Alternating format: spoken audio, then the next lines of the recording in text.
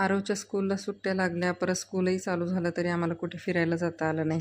म्हणून म्हटलं चला आज त्याला घेऊन सर्कस बघायला जाऊ. सर्कस बघायचा खरं तर आमचं पण खूप वर्षांनी योग आला. मला असं वाटतं मी लास्ट टाईम 5वी-6वीला असताना बघितली होती सर्कस. त्यानंतर डायरेक्ट आज बघत होते. यामध्ये 3 प्रकारचे अरेंजमेंट होते. एक 150, 200 आणि 300 रुपयाची. पण मी 150 रुपयाचंच तिकीट घेतलं होतं. म्हटलं आवडलं नाही तर उगाच पैसे वाया जायला नको.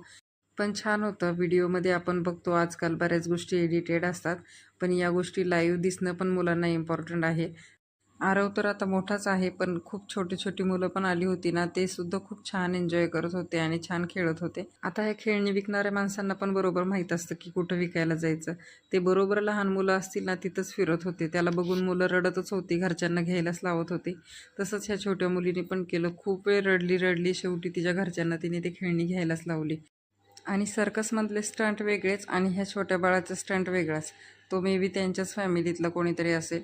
तो त्याचाच एकटाच मागे खेळत होता आणि खेळता तो त्या खांबांवर इतका वरती चढत गेला होता ना, म्हणजे छोटा आहे तो, लांबून कळत नसला तरी. काही लोकांना बघून बोरही झाला असेल, बरीच लोकं उठूनही जात होते. पण मला असं वाटतं आजकाल AIच्या जमान्यात किंवा मोबाईलच्या जमान्यात मुलांना सगळं काही एडिटेड बघायला भेटतं. त्याऐवजी हे असं काही लाईव्ह शो दाखवला का त्यांना पण काहीतरी मजा येते. आरवनी खूप एन्जॉय केला. छान होता 2 तासाचा शो. आम्ही 7:30ला पोहोचलो होतो, पण तसा शो 7 ते 9चा होता. ऑलरेडी दुपारचं जेवण लेटही झालं होतं, त्यामुळं आम्ही म्हटलं चला बाहेरच काहीतरी खाऊयात. आरवला जास्त चायनीज आवडत नाही म्हणून त्याने पावभाजी घेतली होती आणि आम्ही फ्राईड राईस आणि नूडल्स घेतले होते.